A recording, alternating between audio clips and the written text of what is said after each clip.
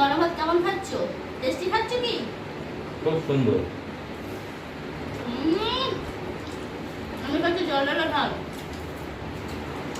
এটা ঠিক করলে না, একই গাছের পৃথক ফল।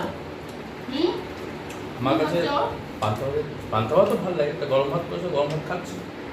তোদের তো রেখেছি না, আমার মানে দয়া মায়া আছে, দেখেছি পান্তা ভাত দেখেছি, গরম ভাত দেখেছি, সব কিছু আমি দিদি গো।